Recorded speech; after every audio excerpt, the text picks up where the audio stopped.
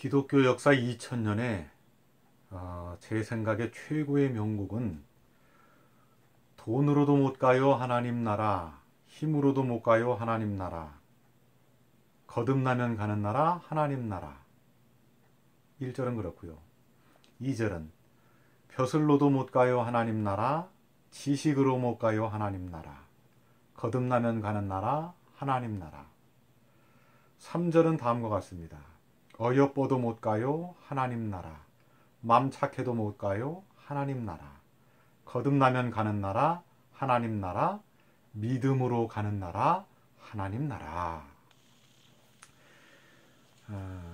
어제 올린 영상에 천국이란 무엇인가 라는 제목으로 이야기를 좀 나눠봤는데요.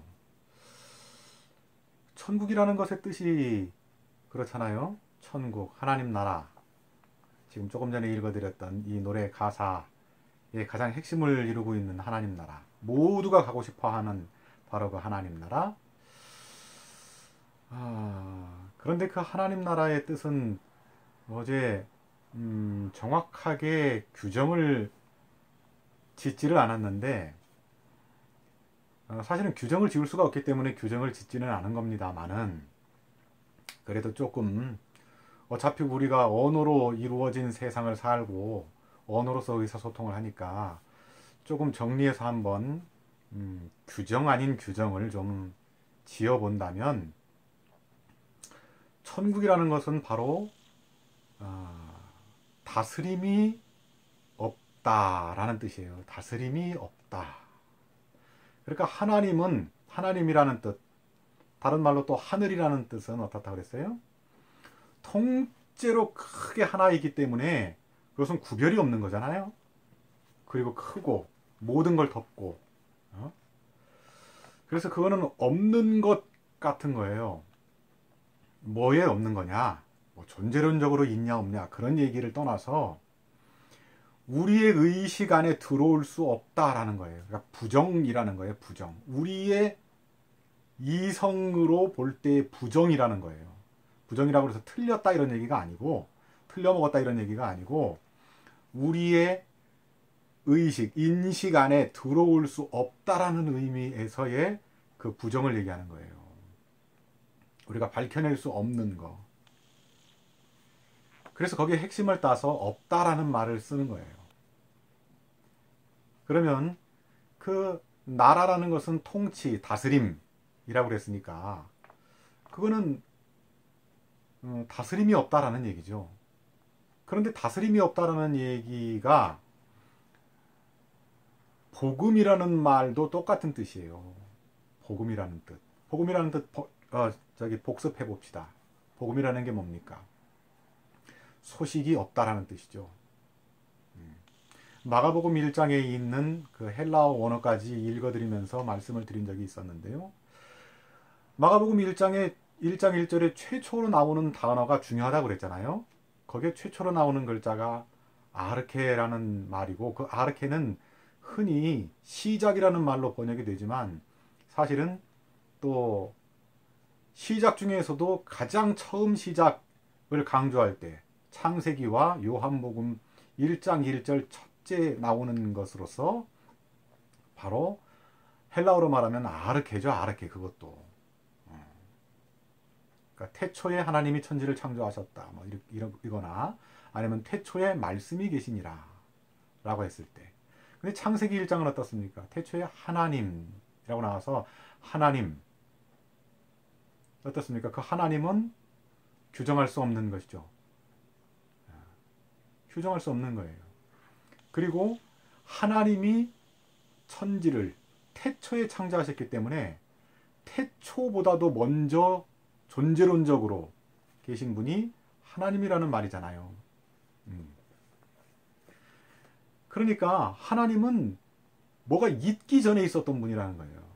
여기 있다라는 말을 뭐가 있기 전에 있었다라고 했을 때 그 있다를 두 번 했는데 사실은 그 격이 다른 거죠. 그러니까 흔히 하나님이 신이 있냐? 라는 질문을 한다는 것 자체가 굉장히 어리석은 이상한 질문인 거예요, 그게. 그런데 어쨌든 간에 하나님은 규정할 수 없는 것이고, 그리고 그 아르케 이전에 있는 것이고, 하나님이 아르케마저도 창조하셨고. 자, 그러면 그게 요한복음으로 오면 어떻게 됩니까? 태초에 말씀이 계셨다 라고 돼 있어요. 태초에 말씀이 계셨다. 태초와 말씀은 동의어 같은 거예요. 말씀이라는 게 언어 아닙니까? 언어로서 규정되는 순간, 로고스가 있는 순간이 바로 시작인 거죠. 그래서 시작입니다. 시작, 그것이. 그게 어제 이제 말씀드렸던 내용의 핵심이에요. 그러니까 천국은 규정이 없는 것이다. 근데 그 아르케라는 말은 다른 말로 시작이라는 말이기도 하지만 이게 다스린다라는 의미를 가지고 있죠. 그래서 아르콘이라고 하는 게 통치자라고 했잖아요. 통치자. 그러니까 아르콘이 없는 거예요. 천국은 아르콘이 없는 거라고요. 지배가 없는 거예요. 다스림이 없는 거예요. 무엇을 구별한 걸 가지고 이렇게 해라 저렇게 해라라고 하는 게 없는 거예요. 저마다 신의 성품에 참여해서 자기가 스스로 행하는 것들이, 스스로 하는 것들이 다 신에 걸맞는 것인 거예요. 굳이 말한다면 그것이 바로 천국이라고 말할 수 있는 거예요. 천국은 어디 가고 자시고 하는 것이 아니고 바로 그런 것입니다. 그런데 여기 오늘 읽었던 이제 이 노래 가사에 보면 돈으로도 못 가요. 힘으로도 못 가요. 벼슬로도 못 가요. 지식으로도 못 가요. 어여뻐도 못 가요. 맘 착해도 못 가요. 참 웃기잖아요. 어린이들을 위해서 지은 노래인데 어린이들이 그렇게 크게 뭐 와닿게 좋아하는 것이 없어요. 하나도. 응? 왜냐하면 어린이들은 인생을 별로 살지 않았기 때문에 세상의 쓴맛을 잘 모르기 때문에 뭐 특별히 뭐 개 중에 이 중에 하나 골라 잡아갖고 어떤 친구는 뭐 집이 너무 가난해가지고 돈 때문에 힘든 경험이 있었다 그러면 거기에 돈이 귀중한 것을 알지는 몰라도 어린아이가 어리기 때문에 그거 하나에는 꽂혀 있을지 몰라도 힘, 벼슬, 지식, 어여쁨, 맘 착해도 이런 거에까지 다 꽂혀 있을 수는 없는데 하여튼 이 뭐 떡밥이 많으면 여러 명이 걸릴까봐 이렇게 가사를 지었는가 하는 생각도 웃으면서 해봅니다. 말하면서 든 생각이요.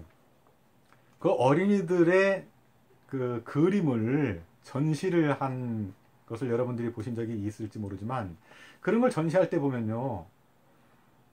어린이의 눈높이에 그 그림을 해놓는 게 아니라 어른의 눈높이에다가 해놓는다고요. 그러니까 결국은 애들이 했지만 그거 어른들 보고 하라는 거예요.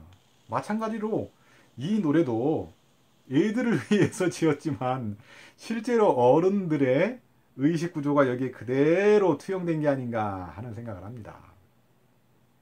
그런데 중요한 것은 제가 오늘 여기에서 이 가사 중에서도 조금 강조하고 싶은 것이 바로 이런 것이었어요.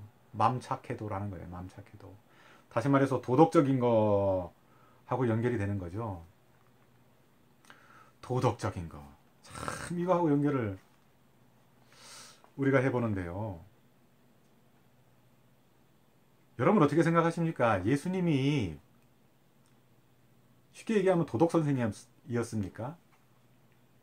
예수님이 착하지요.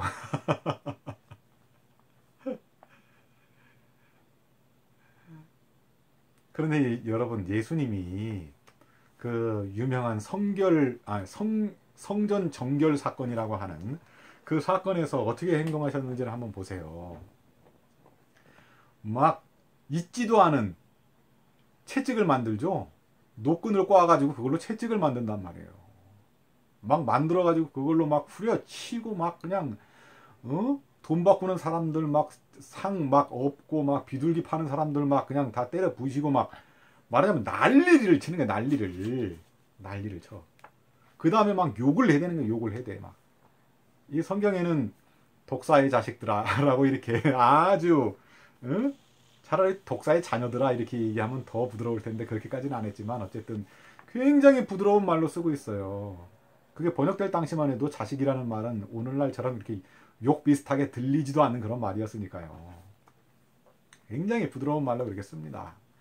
그런데 실제로는 우리가 입에 담을 수 있는 최고의 욕을 하신 거예요. 그러니까 예수님은 욕쟁이에다가 폭력적이고, 그리고 또 사람들이 예수님을 평가할 때 뭐라고 평가했습니까? 먹기를 탐하는 자 이렇게 얘기했지만 사실은요, 그것도 굉장히 부드럽게 얘기하는 거고, 술주정뱅이에다가 처먹기를 좋아한다 이렇게 이제 걸신 들린 놈이다 이렇게 얘기한 거예요. 그 세례 요한을 보면서는 이제 뭐 따르게 얘기했지만요, 귀신 들렸다고.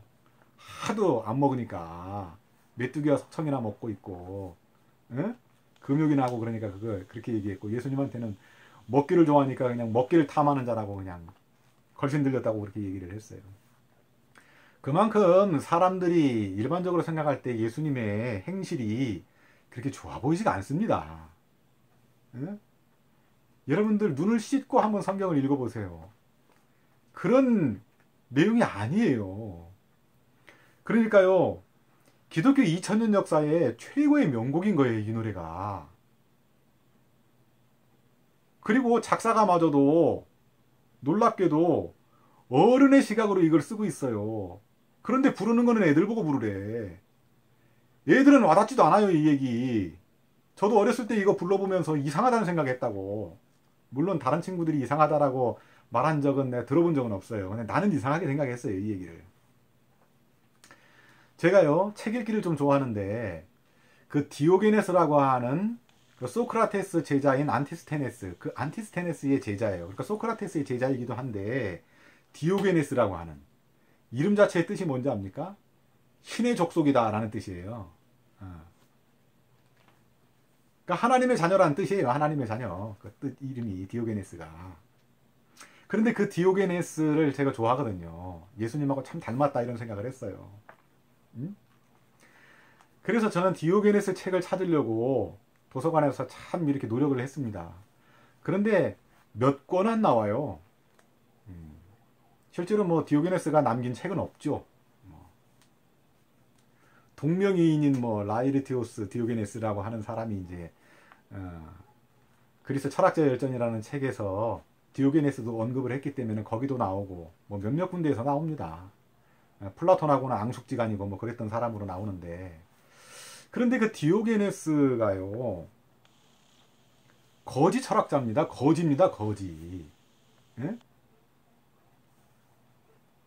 그 거지인데 참 놀라운 거는요, 나중에 기회가 되면 이제 디오게네스에 대해서 더 자세히 나누겠지만, 오늘 제가 강조하고 싶은 대목이 있어서 이 디오게네스 얘기를 했는데, 이 디오게네스가 도서관에서 발견됐어요.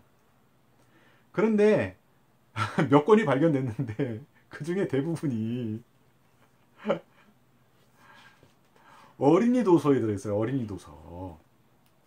어린이 도서에 제목이 뭐라고 되어 있냐면 행복한 철학자 디오게네스라는 제목인가 그렇게 되어 있어요. 어린이들이 생각할 때 거지가 행복합니까? 부모들이 길 가다가 노숙인들 보면 교훈을 주죠. 교훈을. 직접 손가락을 뻗어서 하기도 하고, 아니면은 손가락 뻗었다가는 맞을까봐 그렇게는 못하고 애한테 막 이렇게 눈치를 주면서, 야, 너 공부 열심히 안 하면, 공부 열심히 안 하면 너 저렇게 된다. 이 크리스찬들도 그러잖아요. 그런 데다 써먹는 게 원래 흔히 말하는 그 거지 아닙니까? 거지. 거지를 누가 행복하다라고 말합니까? 그런데 디오게네스한테 행복한 철학자 디오게네스라뇨. 저는 그거 보고 깜짝 놀랐어요. 깜놀했습니다. 깜놀. 야, 이 제목을 붙인 이 사람은, 이 보통 사람이 아니구나 라는 그런 생각을 했어요. 그런데 과연 그렇게 놀라운 제목의 책이었지만 내용은 제가 안 봤고, 그 제목을 보고 디오게네스가 누구인지 아는 학부형이라면 그 책을 자기 자녀에게 과연 읽게 했을까 하는 생각이 들어요. 응? 너 커서 거지 되라 하는 얘기처럼 들릴 테니까요. 응? 쉽게 받아들일 수 있는 얘기가 아닙니다. 우리는요, 이 세상에서 돈을 갖고 힘을 갖고 벼슬을 갖고 지식을 갖고 아름다운 어여쁜 얼굴을 갖고 마음 착하고 도덕적인 거, 이런 것들을 가진 사람들을 흠모하고 숭상하고 훌륭하다라고 말하죠. 절대 이 기준에 못 미치는 사람을 우리가 닮아가고 싶어 하지 않아요. 그게 세상의 논리예요. 그게 율법의 논리란 말이에요. 잊어먹을까봐 먼저 얘기하는 건데, 성경의 논리는요, 성경의 말씀의 내용은요, 엑소더스를 얘기하잖아요. 탈출, 엑소더스. 그것을 별세라는 말하고 동의어로 쓴다고요. 세상을 떠났다. 다시 말해서 죽었다. 라는 말과 같이 써요. 그러니까 이집트를 탈출하는 것을 죽었다라는 표현을 한다고요. 물론 상징적으로 홍해라는 물을 한번 건너고, 그리고 또 한 번 가나안에 입성하기 직전에 요단강이라는 물을 건너므로써 물 세례를 받는 것을 통해서 죽음이 상징되어 있어요. 그러니까 철저하게 성경 전체에서는 죽어야 거듭난다 라고 하는 사상을 계속해서 가르쳐주고 있다고요. 근데 그 죽음이라는 게 정확한 의미가, 이게 뭐 육신이 죽어가지고 다시 육신이 살아나서 무슨 천당에 가고 그런 거를 얘기하고 있는 것이 아니라, 그가 가지고 있는 이 돈, 힘, 벼슬, 지식, 어여쁨, 마음착함,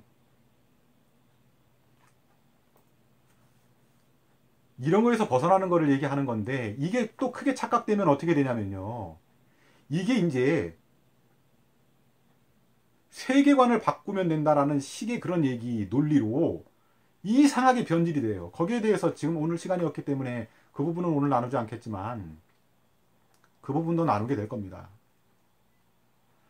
그런데 어찌됐든 간에 세상을 떠난다라고 하는 것은 바로 이 세상에 구별되어진 것들이 있잖아요. 돈은 좋은 거고, 그러니까 부는 좋은 거고 가난은 나쁜 거다. 힘은 있는 것이 좋은 거고 힘이 없는 건 나쁜 거다. 벼슬은 있어서 남을 지배하는 것이 좋은 거고 그렇지 않은 것은 나쁜 거다 라고 얘기하는, 전부 다 어떤 지배와 관련되는 거예요. 그래서 우리가 흔히 적극적인 사고방식으로 뭐 얘기를 북돋우고 할 때 이런 얘기들을 하죠. 상태가 좀 안 좋은 사람들한테 그 사람을 북돋우기 위해서 뭐라고 그럽니까? 전진하기 위해서 일부 후퇴한다라고 그러죠. 심지어 성경에 있는 말씀까지도 왜곡해가지고 이렇게까지 표현해요. 제 말을 들어보면 그게 왜곡이 아닌데 라는 깜짝 놀라는 느낌을 받으실지도 몰라요. 그러니까 예수님이 하신 말씀인데요, 섬김을 받으려거든 먼저 섬겨라, 뭐 이런 류의 얘기.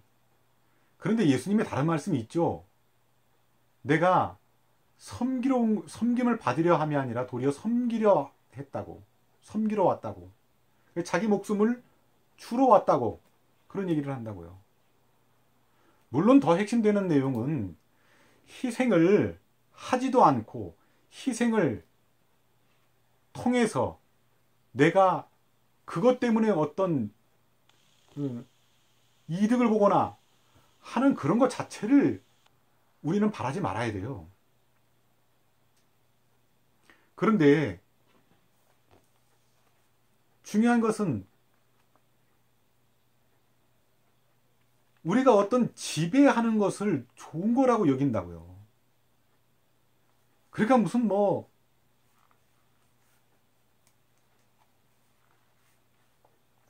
남보다 뛰어나야 된다, 남보다 앞서야 된다, 막 이런 얘기를 한다고요. 크리스찬들도 이런 얘기를 해요. 하나님의 영광을 나타내기 위해서는 우리가 세상에서 빌빌대지 말고 남들 앞에 리더로서 우뚝 서서 사람들을 이끌고 가야 된다, 이런 얘기를 해요. 이게 지도하는 자가 되어야 된다는 그런 얘기죠. 그리스도에 대해서 제가 나중에 얘기를 하겠지만은, 간단하게 얘기하면 그리스도라는 말이 뭡니까? 그 당대에 의미하는 바가 바로 왕, 통치자의 의미였어요.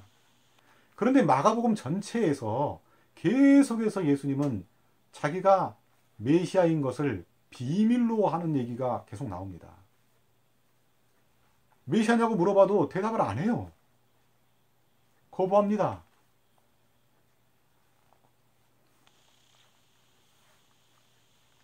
그런데 오늘날 예수를 믿는다라는 사람들의 모든 마음가짐이 남 앞에 통치자, 지배자가 된다라는 얘기를 해요.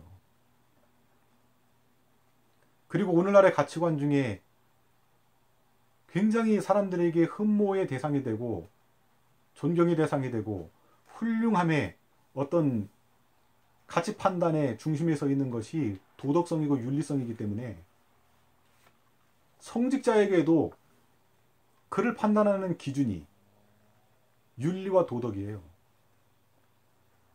돈에 대해서 욕심이 없는 거, 이런 것들이라고요.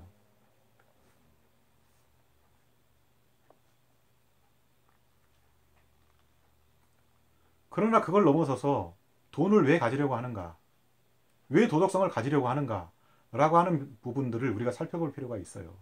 이 세상에서 그게 높은 가치예요. 그게 있으면 사람들에게 존경을 받고 사람들이 꼼짝 못해요. 그러기 때문에 그거를 거부해야 된다는 얘기가 복음적이라는 얘기예요. 그런데 오히려 그런 거를 가짐으로써 사람들을 지도하는 자의 입장에 서야, 위치에 서야 하나님의 영광을 드러낸다?